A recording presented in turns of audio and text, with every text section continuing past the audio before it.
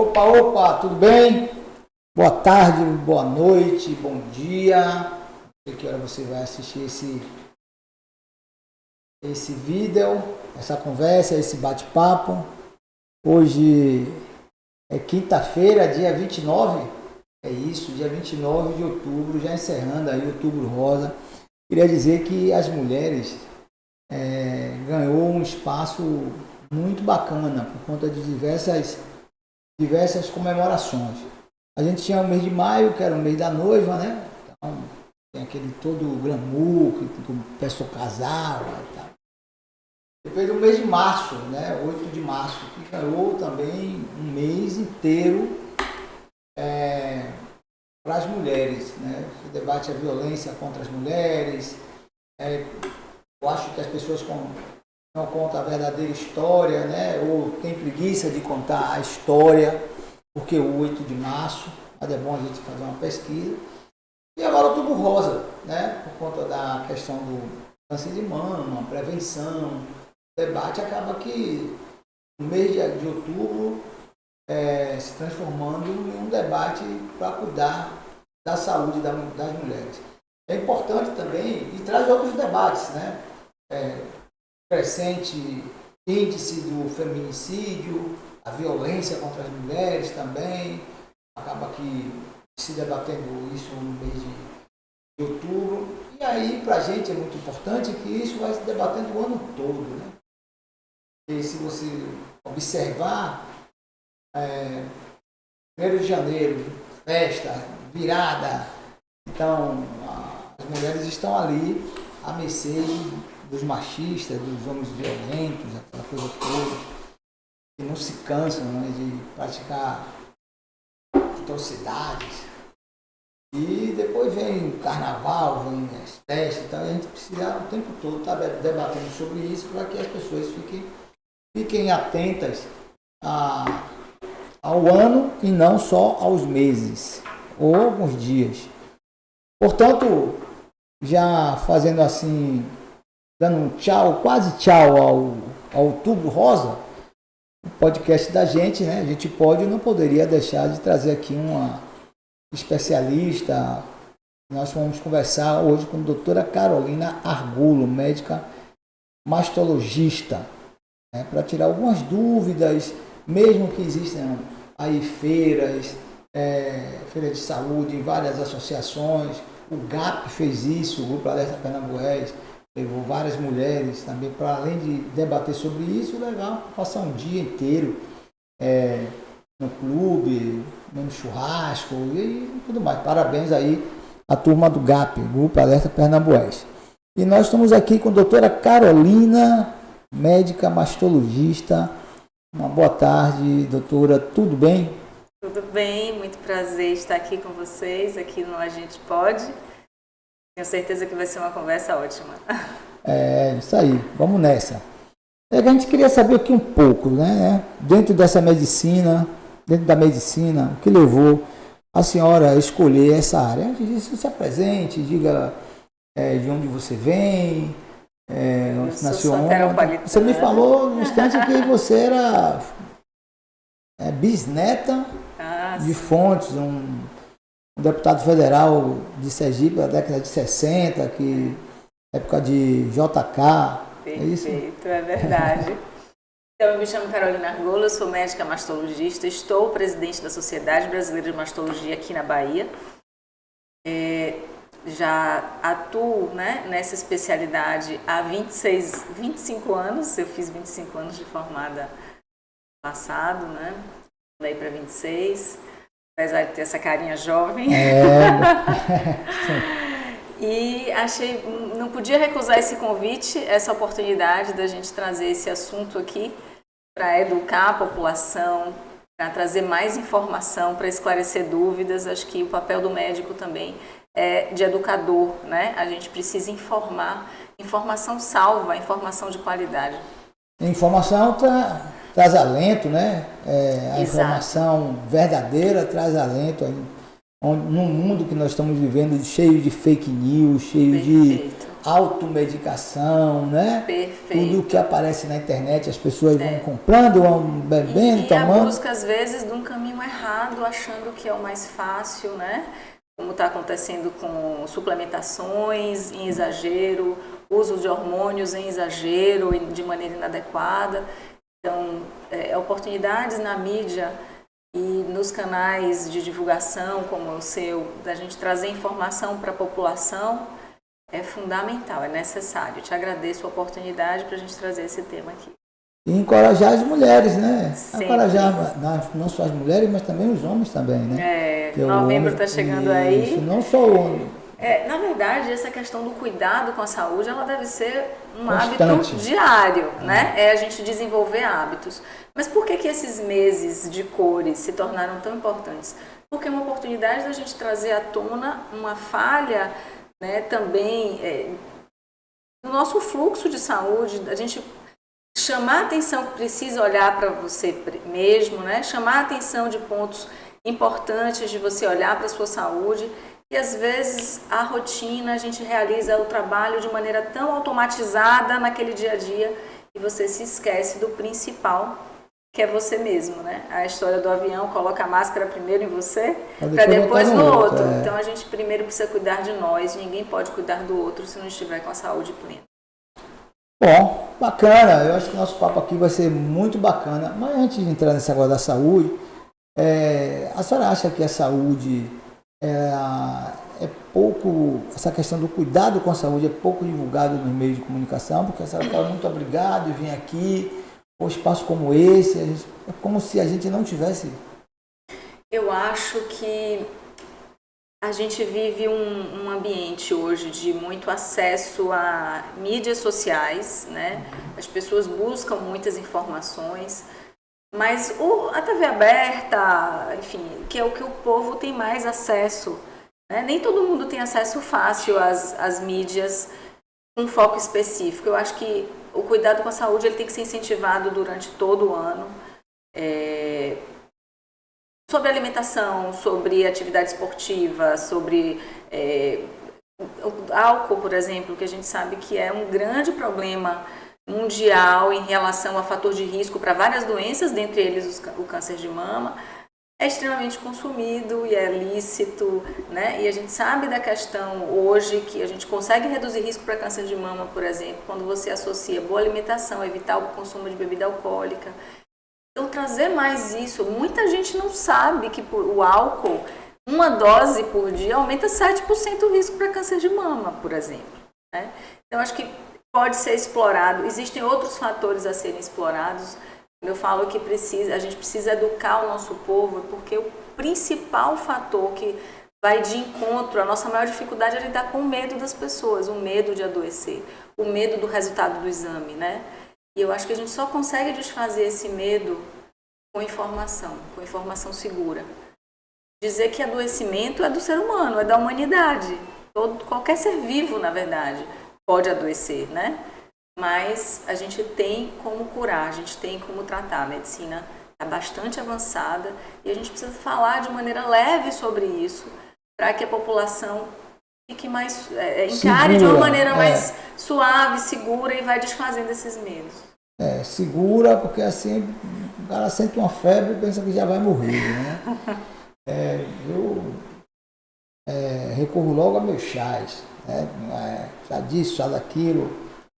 Mas assim, hoje é muito importante dizer que a medicina ela avança tanto que tem determinadas doenças que você já não precisa ter tanto medo, né? Você vai curar. Mas assim, vamos lá, você que está nos assistindo aí, dá essa moral aí, toca aí no sininho para aquecer nosso canal, que aqui é um canal de informação também. Vamos lá, dentro da medicina, o que levou você a escolher esse lugar, essa especialidade, foi que levou você a fazer essa escolha? Meus pais são médicos, né? E sempre criança eu sentia o cheirinho do éter, que eu não sabia que era o cheiro do éter, eu chamava de cheirinho do hospital. Então, aquilo, eu sempre quis ser médica, sempre quis cuidar do outro, algo que eu fui cultivando a minha vida inteira até a adolescência e já sabia que ia fazer medicina e queria fazer cirurgia. Quando eu entrei na faculdade, minha meta era uma especialidade cirúrgica. E quando eu rodei no Hospital Aristides Maltês, na época do internato, eu rodei no ambulatório de mastologia e achei que tinha tudo a ver comigo. E também eu tive na minha família uma pessoa muito próxima, que era minha madrinha, que teve um câncer de mama muito jovem. E assim, eu vivi muito, a gente era muito apegada, muito amiga, era como se fosse uma segunda mãe, era minha tia, irmã mais nova da minha mãe. E eu vivi todo o processo de adoecimento dela e como isso impactou a vida da gente também. E ela morreu muito jovem, com 44 anos à época. Eu já era 5º ano de medicina quando ela veio a falecer. Certamente, hoje, ela estaria viva se tivesse alcançado o momento que nós estamos hoje para tratamento do tipo de câncer que ela teve, sabe?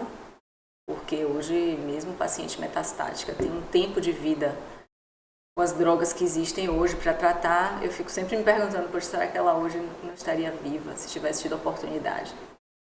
Mas acho que isso impactou muito a minha decisão e aí eu comecei a lidar com mulheres e gostar de trabalhar com pacientes. Lidar com paciente oncológico, né, é uma doença difícil, a gente passa por momentos duros de ter que dizer algo ruim, mas ao mesmo tempo momentos extremamente gratificantes. Hoje de manhã mesmo, em conversa com a paciente, a gente vê como aquilo ressignificou a vida dela. Como ela está bem hoje, depois que ultrapassou esse processo de tratamento. Ainda está em tratamento, mas ela ressignificou a vida, ela tem um outro olhar para a vida. Como o câncer ensinou, e como ela mesma me disse, doutora, esse câncer foi um mestre. Então a gente recebe tanto em troca de aprendizado dessas mulheres. E eu sou completamente plena e feliz na minha profissão. Assim, eu tenho certeza que eu fiz a escolha certa, estou no lugar certo. Eu sei que eu ajudo muita gente e me sinto muito realizada com a minha escolha. Esse fato de que aconteceu com sua tia aí acontece em várias famílias também. Isso. Eu também espaço isso de fato te marca muito, né?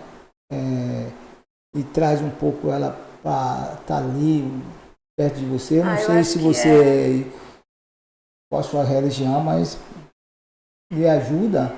Eu sou católica de formação, né? Mas eu trabalho muito a minha espiritualidade e eu não tenho dúvida que eu trato todas as pessoas um pouco como se fosse ela, né? Como se ela estivesse comigo. Eu tento dar o meu melhor para todas as mulheres que cruzam meu caminho e que eu aprendo muito com elas também. Eu acho que o momento mais difícil é a dúvida. Então, é quando a paciente recebe um exame suspeito e que vai precisar de uma biópsia. E naquele momento, aquela insegurança, incerteza, é um momento muito difícil.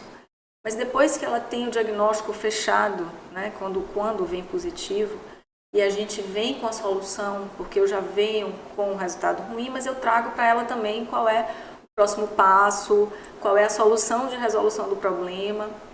E aí ela começa a relaxar, e aí a gente vai criando aquele vínculo, que é uma construção, assim, eu digo que a gente dá o braço e vai junto até sempre, né, durante um caminho longo. É certo dizer que a mastologia, ela aproxima o profissional, o médico ou a médica do seu paciente. É porque eu pergunto isso. Eu sinto falta, eu tinha um médico clínico que ele levava 1 hora e meia. Ele tinha poucos pacientes, só si. E ele levava 1 hora e meia ali, conversando, tocando, entendeu? No cuidado. Hoje a gente vê muita gente reclamando que entra não sei se, não são todos, claro, e é rápido, né? Então, você como mastologista, você acha que você se aproxima mais do seu paciente, do cuidado mesmo? Olha, todo paciente oncológico, a gente cria uma história, né? A gente cria uma relação ali, não tem como ser diferente, porque a gente vai ter uma convivência inicial, Eu sou cirurgiã, né? Então eu cuido da parte cirúrgica do câncer de mama. Mas ela vai ter visitas frequentes comigo, depois da cirurgia, ao longo do tratamento quimioterápico. Então a gente cria uma relação que eu digo que é indestrutível, assim, né? Muito próxima. Não dá para ser diferente. Não dá para ser diferente, porque a gente entra. Quando uma paciente oncológica, a gente não trata eu estou tratando uma família, na verdade, não é? Porque envolve. A família vem junto, né? A família vem junto, eu sei da relação dela com o marido, com a parceira ou parceiro, com filhos, mães, questões pessoais. Então, a gente faz terapia ali também. Então, essa relação, esse vínculo, ele fica bem, bem próximo, de fato. Eu percebo que você é muito feliz com o que faz, viu? Então, eu Obrigada. acho que isso é importante em qualquer profissão. Você fazer com amor, isso lhe traz uma felicidade. Eu falo sempre para os meus filhos, eu tenho um filho agora de 18 anos que vai fazer vestibular, e eu falo para ele, meu filho, pense que você vai fazer isso, o que você escolher, todos os dias da sua vida.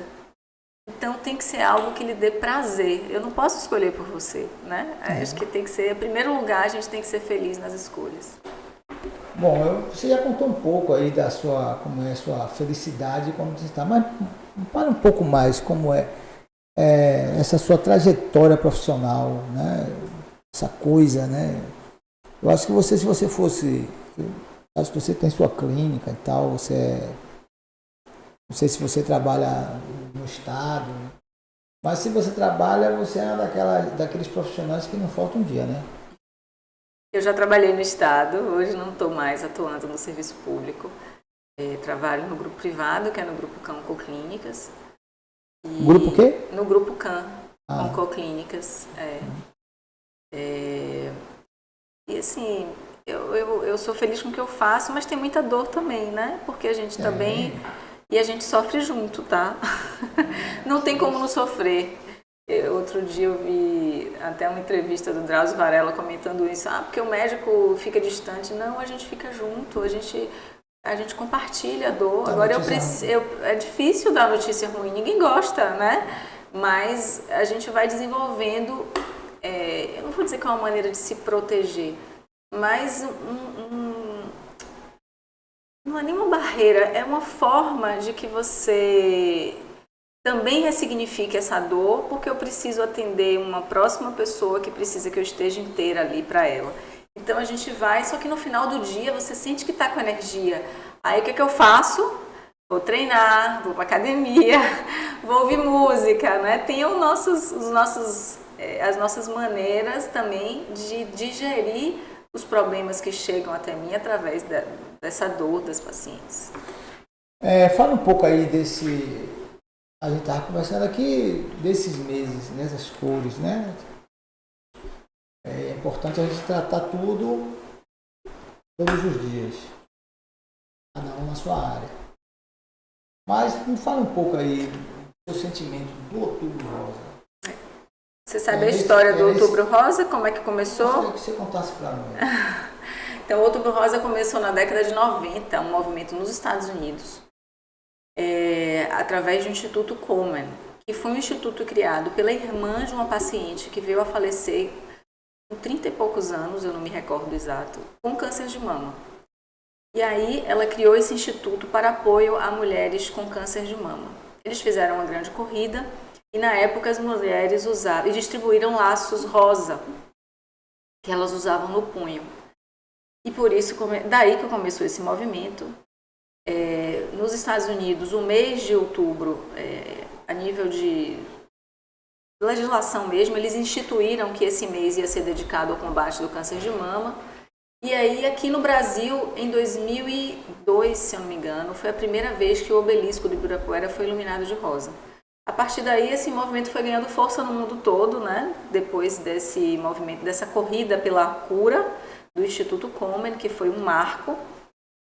E aí começou-se esse movimento do mês de outubro, porque existe muito estigma com relação ao câncer, né? Tem pessoas que até hoje não falam a palavra câncer. Eu conheço histórias que a gente vai levar aqui dias contando para você. As histórias que eu já ouvi de medo, de pânico, de cancerofobia, como a gente chama. E desse estigma que está por trás da doença, que é um estigma trazido por novelas, por filmes, por histórias do passado, por casos de família muito, né, lá atrás, que a nossa realidade hoje de tratamento do câncer, de uma maneira geral, mudou muito. Então, a própria Sociedade Brasileira de Mastologia fez campanhas bem emblemáticas, que eu não sei se vocês lembram aqui, que a Cássia Kiss tirava a blusa. Eu estava na TV Baiana na época, a gente fazia as campanhas, porque a rede, a TV transmitia no nacional, nós fazíamos essa campanha, né? Uns 5 anos atrás. Vários artistas sempre eram embaixadores, né, dessas campanhas do mês de outubro. E, de fato, a gente precisou falar mais, porque 1 em cada 8 mulheres vai ter um câncer de mama. Aqui no Brasil, infelizmente, a nossa curva de mortalidade ainda é crescente, ou seja, ainda morre-se muito por câncer de mama. E o que a gente quer é evitar que a mulher venha a morrer por câncer de mama. Por isso que é importante o diagnóstico precoce. Então, essa campanha do mês de outubro, que a gente fala que é para levar conscientização, e todas as campanhas que envolvem as cores sobre determinadas doenças, né? Câncer ginecológico em setembro e março, câncer de intestino, que tomou uma visibilidade grande agora com o caso da Preta Gil, que veio a falecer, a importância de fazer colonoscopia hoje preventiva. Enfim, a gente precisa investir em medicina preventiva, né? Primeiro ponto. E segundo ponto é que o que não está no nosso controle, porque o adoecimento é natural, a gente precisa evitar morrer da doença. Então, diagnosticá-la cedo é fundamental, porque tem tratamento adequado. Semana passada me pediram para fazer uma entrevista e falar sobre uma nova droga que foi incorporada ao SUS para tratamento de câncer de mama. Eu falei que é super importante que o SUS incorpore, que a gente acabe com essas diferenças entre o atendimento da paciente no sistema privado e no sistema público. Mas tão importante quanto isso e mais fácil de ser feito é você criar um fluxo de atendimento dentro do serviço do Sistema Único de Saúde para que a paciente faça a mamografia e ela não fique meses a fio com ela na mão, com o diagnóstico de câncer, sem ter sido investigado e sem ter começado o tratamento. Porque quanto mais rápido eu atuo, menor a chance que ela venha precisar usar aquele remédio, entende? Menor a chance dela vir precisar fazer aquele tratamento quimioterápico. Então, o Outubro Rosa é importante. A gente tem estatísticas mostrando como é crescente, como cresce muito nesse período a realização de mamografias, a procura do médico especialista, porque a gente fala mais sobre o assunto e, assim, filhos chamam a atenção das suas mães. Mãe, você está fazendo exame? É incrível. Os maridos, né, chamam a atenção, os filhos. Então, assim, é um mês que, de fato, está mostrando que a população, a mulherada, está mais atenta. Está começando a ter mais consciência sobre essa relação de autocuidado. E o Estado, quando eu falo aqui Estado, porque quando fala Estado, o povo da política pensa logo que eu não estou falando, não, eu sei. Aí o cara da polícia está falando mal do governador, não é nada disso. Está falando do Estado brasileiro, porque no Estado que eu Os vivo, nossos governantes. Isso, o Estado tem feito algumas feiras de saúde. Isso. É importante dizer que é preciso fazer mesmo. O município faz, o Estado faz. O governo nacional, o nacional já não faz tanto, né? Manda o recurso para que o Estado e os municípios façam aí as suas feiras. Mas é importante dizer que ao fazer essas feiras é preciso contratar profissionais de diversas áreas para poder o exame que ele fez ali, o cara não, ou a moça ou o rapaz, tem que fazer de novo. Eu tenho casos que passou veio até a gente, que a gente tem um GAP, né, e tal, a gente ajudou, estava demorando muito, a gente fez o exame para poder ela levar, porque o exame que ela já tinha feito já tinha vencido, já não servia mais. Então, eu parabenizo as feiras, vou dar um abraço aí para a nossa secretária Roberta Santana, que fez um trabalho bacana, mesmo, verdade, eu acompanho. Mas é preciso que o Estado faça um aporte para contratar mais profissionais, né? Para que, não só nesse caso das mulheres, outros casos, né? Outros exames. Sabe que no laboratório de alguns municípios o resultado não sai. Aí as mulheres, os homens, recorrem, ainda bem que tem o GAP, tem outras associações e tal, que tem ajudado muito. Mas o Estado precisa fazer os aportes. Ou buscar essas instituições que estão aí para poder, então, já que vocês têm mais atividade e tal, mas tem que contratar profissionais. Então, debate político aí que eu também gosto, se não parar para pensar o povo, né? Essas coisas. A gente só vai acabar com essa questão das mulheres, ou os homens, as mulheres morrer por câncer deixar de morrer por câncer de mama. Os homens, próstata e tal, se também o Estado fizer uma forcinha, né? Uma força de verdade aí, para proteger os seus. Você concorda comigo? Concordo. Assim, a atenção à saúde especializada, ela é secundária, né? Não é primária. Então, não é um especialista que o paciente vai encontrar no posto de saúde. E ela vai precisar de intervenções, punção, biópsia, para diagnóstico. E isso também não é fácil, né? De ser agendado. Então, a paciente passa por etapas que às vezes demoram bastante. Isso que a gente precisa dar celeridade para que o diagnóstico feche mais rápido e ela comece a tratar o quanto antes. Muitas vezes, assim, o câncer de mama é uma doença em 95% curável. E esse tempo do diagnóstico... O problema é o tempo. É necessário celeridade. O problema é o tempo do exame, da investigação e tal, é o tempo. E aí o Estado todo tempo e a ajudar. fase do diagnóstico, né? Ou seja, quanto antes, melhor. Quanto mais cedo diagnosticar, maiores são as chances de... Nós temos muitos profissionais especializados nessa área. Aqui na Bahia temos, eu posso lhe dizer porque eu estou dentro da sociedade, então assim, vinculados à sociedade são mais de 130. 1.000? Não, 130 médicos mastologistas para uma população de mulheres, mas nem todos são sócios da nossa sociedade, nem todos estão... E geralmente a paciente passa pelo ginecologista que também faz essa parte de rastreamento. Não acho que são poucos, não.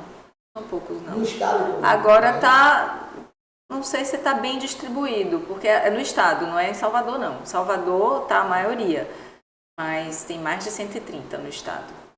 Eu vi uma reportagem esses dias aí que uma senhora fez um exame, a gente está falando sobre isso. Ela parece que é funcionária pública do estado, tentou utilizar o placebo né? Ela teve que viajar quilômetros e quilômetros para ser atendida aqui. E lá no interior dela não tem um especialista nessa área. Então é um sacrifício muito grande, né? Apesar de que o Estado tem feito aí policlínicas, essas coisas todas, tem feito alguns investimentos, mas é esse cuidado, né? Se a gente aqui na capital, as mulheres da capital, tem uma dificuldade, nem a mulher lá de interiorzinho. Não. Se você for fazer uma pesquisa do número de atendimentos no Hospital da Mulher, no SICAM, no Hospital Aristides Maltês, no Hospital de Irmã Dulce, né, nas obras sociais de Irmã Dulce, qual o número de pacientes mulheres em tratamento de câncer de mama que são do interior, você vai se surpreender. Muita gente no interior. Muita gente. Acho que eu não me surpreendo porque eu acho que ainda tem um certo, nas mulheres, né, um certo receio em fazer o autoexame. Você concorda comigo? Sim, Eu acho que, primeiro, que elas têm a percepção de que elas não são capazes. E na verdade, o autoexame é uma forma de você conhecer seu corpo. É você se tocar e, se notar algo diferente, procurar um médico. A gente não quer dar para a paciente a responsabilidade de diagnosticar.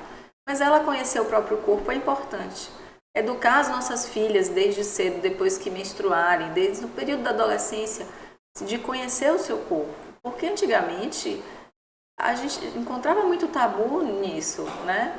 E eu acho que isso é uma educação de você se tocar, reconhecer o seu próprio corpo. Essa é a importância do autoexame, principalmente nas mulheres que não fazem rastreamento mamográfico porque não tem idade ainda. Então, mulheres jovens, as mamas são muito glandulares. Então, é importante sim o autoexame. Mas com isso, eu quero dizer que, para essas pacientes, que autoexame é autoconhecimento. É você conhecer o seu próprio corpo e, se notar algo diferente, procurar o médico com brevidade. Como é que ela, já que ela não, algumas delas não se capazes de autoconhecer, qual o primeiro profissional que ela deve procurar? Um clínico?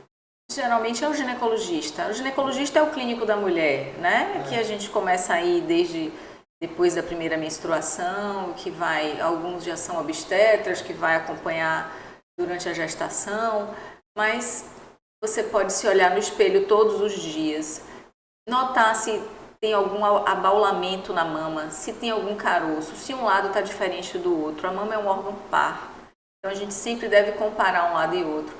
Ver se tem alguma área da pele que está repuxada, retraída, se o mamilo está normal, se tem alguma área avermelhada, se sai alguma secreção espontânea pelo mamilo, se está sujando sua roupa de cama, camisola, né? Se tem alguma íngua embaixo do braço, é um outro dado também importante. Então, são sinais que ela pode perceber só no olhar, né? E que no banho, passando o sabonete, é um exemplo, tá? Ou passando um óleo na mão, para passar na pele da mama. E aí ela pode passar no corpo e notar se realmente essa área que está mais abalada, diferente, se está dura, qual é a consistência. E procurar um médico. Tá aí, ó. Nos acompanha aí no nosso canal, nos ajude. Estamos conversando aqui com a doutora Carolina Argolo, mastologista, presidenta da Sociedade de Mastologia, certo? Essa simpática profissional. Eu acho que a população ela tá com, eu acho, como é que a gente diz? Está faltando, né? Alguns profissionais, quando você chega num algum consultório, né? É recebido com um determinado afeto, carinho, né? Então, houve um meio que não é aquele médico não, que ele é. Depois do Dr. Alci, eu encontrei uma outra clínica, uma médica. Depois eu encontrei outro, né? Bacana. Mas aí já não é do SUS, né? É mais pesado. É muito mais pesado. Agora, tem alguns fatores, né? Por exemplo, que esse é fato, esse é real, mas assim, essa questão do exercício, alimentação, né, o álcool, né, a vida contemporânea, corrida. Né? Corrida é importante, não estou dizendo evitar, né? Para desenvolver o câncer e tal. Para prevenir, né? Para prevenir. Alimentação. Pessoa que bebe muito. Pessoa que não faz nenhum tipo de exercício. Acha que está tudo certo. Não faz nenhum pilatezinho, nada. Como isso pode... Tá? A fé, sim. A gente consegue prevenir em até 30% o câncer de mama só com hábitos de vida, né? A gente diz que são fatores de risco modificáveis, que é onde a gente pode agir. A nossa alimentação, então, reduzir consumo de alimentos processados, né? É aquela linguicinha calabresa, né? Alimentos gordurosos, carne vermelha. Vou te dar uma dica. Então, reduzir o consumo de alimentos embutidos, processados, reduzir o consumo do álcool. O álcool, seja ele fermentado ou destilado, ele aumenta risco para câncer de mama, como eu já falei aqui, em 7%, basta uma dose diária. Não fumar, que a gente sabe que o cigarro é muito prejudicial para a saúde, impacta como fator de risco para a maioria dos cânceres, incluindo o de mama. E um outro ponto importante é a obesidade, tá? A obesidade e a síndrome metabólica, como a gente chama, são doenças que muitas vezes se somam a esses outros fatores de risco, como o cigarro e o álcool, né? E a gente sabe que gera um processo inflamatório no organismo e favorece alguns tipos de câncer de mama. Então a gente deve combater a obesidade. E com esses fatores, reduzindo esses fatores de risco, eu consigo reduzir em 30% o meu risco individual de ter um câncer de mama. Isso é científico, tá? A gente tem bastante evidência científica que confirma esse conhecimento. Então, se manter no peso ideal, praticar exercício de 150 a 300 minutos por semana.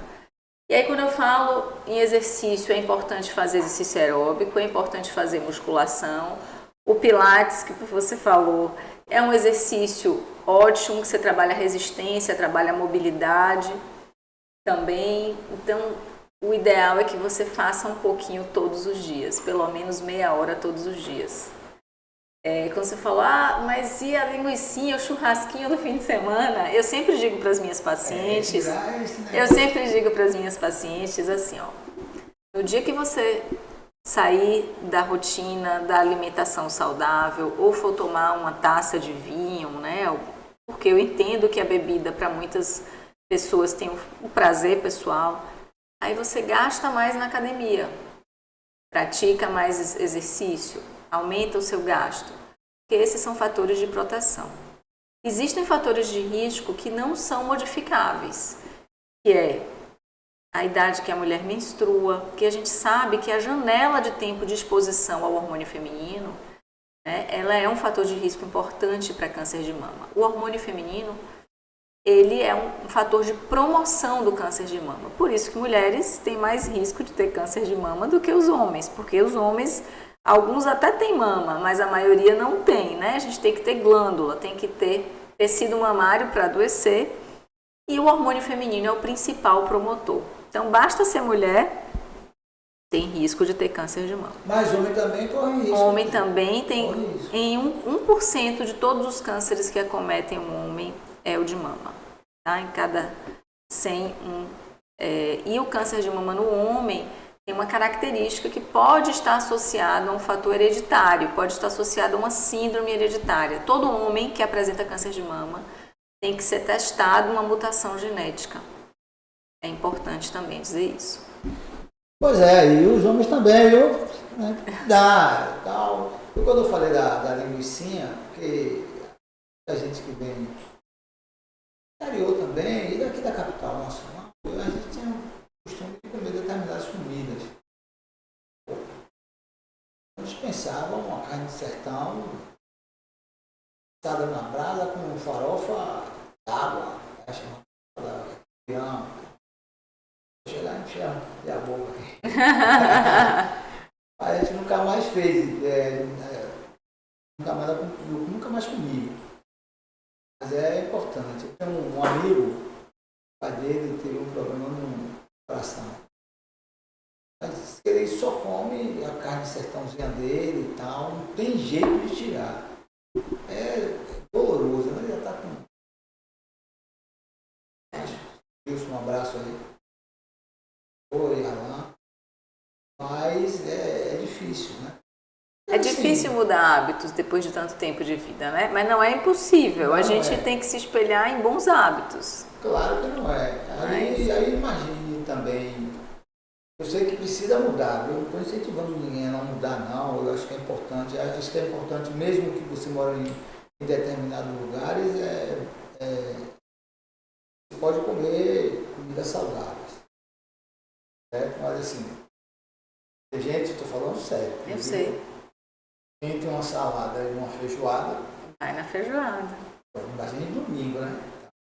E é só, por exemplo, eu comia feijão todos os dias, hoje eu não como todos os dias.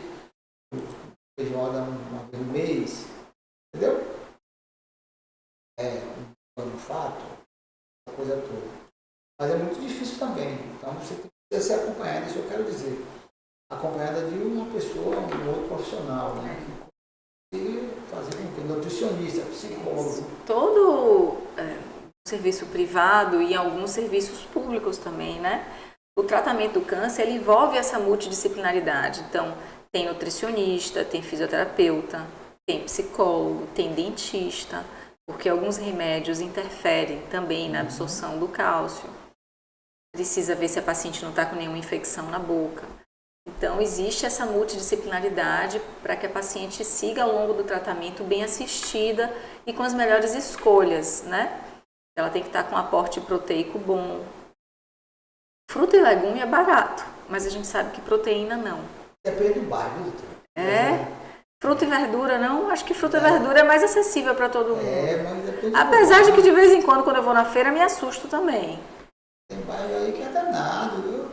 Mas é algo mais acessível. Mas proteína que tá caro, né? Carne, tô falando de uma maneira geral. Não, nem carne vermelha. Tô falando de frango, carne branca, ovo, que teve uma fase muito cara, agora tá razoável.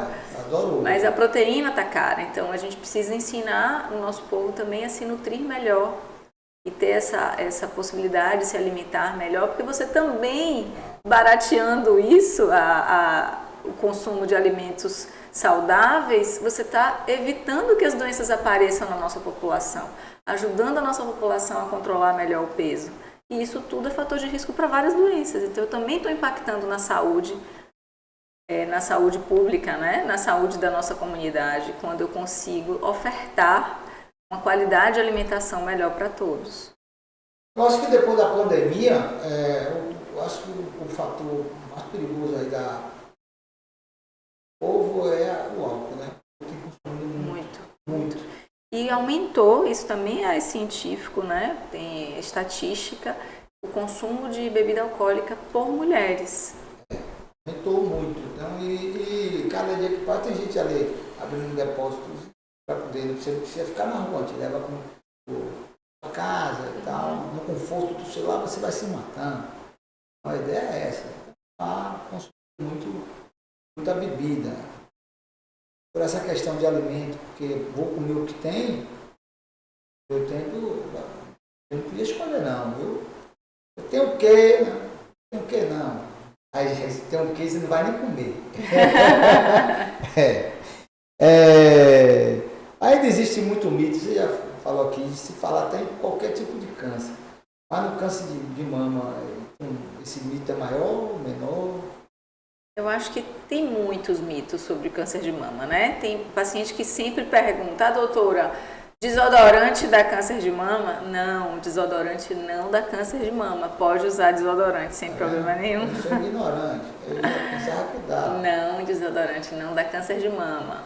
Outro mito que falam aqui, mamografia dá câncer de mama. Eu já cansei de falar, não, mamografia não dá câncer de mama. Pode fazer, deve fazer mamografia. Toda mulher a partir dos 40 anos deve fazer mamografia anual. Esse é o exame que salva vidas até o momento, porque ele consegue diagnosticar precocemente o câncer de mama. Deixa eu ver um outro mito sobre câncer de mama. Tem vários, todo dia a gente responde assim. Ou para tirar essa questão do mito é para o profissional. Sempre. Sério? Sempre. E conversar com o seu médico. Eu sempre falo isso, inclusive nas redes sociais. Tem que conversar com o seu médico. O que está acontecendo com a sua vizinha não é o mesmo que está acontecendo com você, nem que vai acontecer com você. Não tome o exemplo do outro. Procure conversar com o médico da sua confiança, que aí você vai seguir o conselho adequado. Por aí. Você ajuda aí, dá um seguir no canal aí, agradecer a todo mundo que está nos acompanhando nas redes.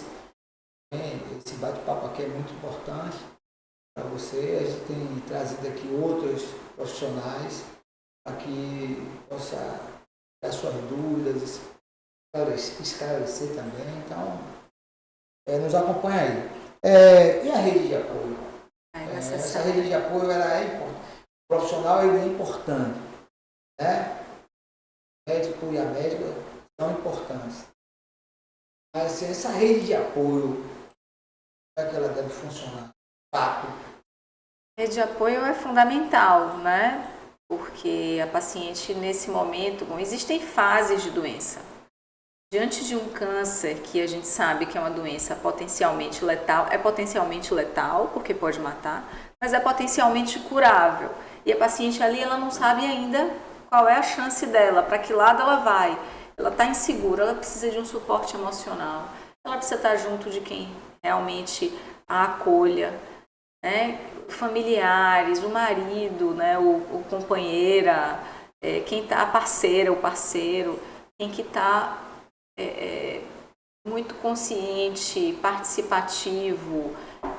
A gente, como eu já falei, tem uma psicóloga, geralmente os serviços todos de oncologia tem uma psicóloga para ouvir essa mulher, para ver como é que ela vai passar por essas fases de doença, geralmente de negação, revolta, até chegar na fase de aceitação. E algumas não chegam, né? Então, esse processo, às vezes, para muita gente é tranquilo, mas para muitas mulheres é muito difícil. Tudo depende da história prévia dela, do que ela viveu antes, da história de vida, o que ela carrega ali com ela. Né? Então, cada um tem sua história prévia e isso vai impactar na maneira como ela vai ter esse enfrentamento de doença. Então, a rede de apoio é fundamental. Bom, adorei o papo. Já acabou? Já, sim. Adorei o papo aqui. Foi uma das entrevistas mais interessantes. Entrevista não, bate-papo. E muito leve, bem informativa, esclarecedora, muito legal. Quero deixar aqui o espaço para a sociedade, para você, para que você queira falar sobre o que você quiser, principalmente relacionado ao que a sua especialidade. Eu queria, de fato, que você deixasse aqui uma mensagem para todo o povo e as mulheres que, logicamente, não estão nos vendo e ouvindo. Eu queria dizer que o câncer de mama tem cura. Se você está passando por esse momento agora de dúvida, recebeu um exame, está insegura, acredite, procure um profissional, converse, tire todas as suas dúvidas em relação a esse resultado. Siga confiante, tá? Se for positivo, você vai ficar curada. Quando eu falo em câncer de mama, Suíque, eu falo de várias doenças que levam esse nome, mas que têm comportamentos biológicos muito distintos. Existem muitos tratamentos hoje para o câncer de mama. E quanto antes, melhor. Quanto mais cedo, muitas vezes a cirurgia é pequena, sem impacto estético, né? Sem levar uma deformidade na mama. Muitas vezes, quando necessário tirar a mama, faz a reconstrução com uma boa também qualidade estética. É importante a gente deixar a mulher feliz com a autoimagem dela. Então, acredite. E a maioria que vai nos ouvir, com certeza, não vai estar vivendo isso. Então, realize a sua mamografia. Esse exame pode salvar vidas, como eu falei. É a maneira que a gente tem de diminuir essa história de mortalidade crescente no nosso país. A gente precisa salvar mais vidas. Tá? Eu invisto muito nessa história da mamografia. Eu tenho uma campanha pessoal que eu desenvolvi em parcerias com o Grupo Cão Clínicas, onde eu trabalho, e com a rede de postos Shell, que abastecendo ao longo do mês de outubro com gasolina V-Power, utilizando o aplicativo Shell Box, você consegue ter um desconto para o cliente em 20 centavos por litro, e essa receita vai virar doação de mamografias, né? Nesse serviço. Vamos lá. Chama Meu Combustível Salva. Então, abastecendo com gasolina V-Power no aplicativo do Shell Box, até dia 31, você terá 20 centavos de desconto por litro, e essa receita do abastecimento será convertida em doação de mamografias para pacientes do SUS. E aí a gente foge das campanhas do mês de outubro, porque a gente realiza mamografias ao longo de todo o ano gratuitamente. A gente deve começar a agendar agora em novembro, para dezembro e depois janeiro, fevereiro, enfim, vai depender da nossa receita aí do abastecimento. Eu digo que meu combustível salva, porque o meu combustível na bomba vai ajudar a gente doar mais mamografias, e meu combustível salva também, porque quando eu pratico exercício, quando eu cuido da minha saúde, eu estou evitando ter câncer de mama e várias outras doenças. Aí, gente, já vamos aderir aí a campanha, é uma campanha bacana. E vamos aderir a outras campanhas também. Então, vamos salvar vidas. Ficamos por aqui. Até o próximo.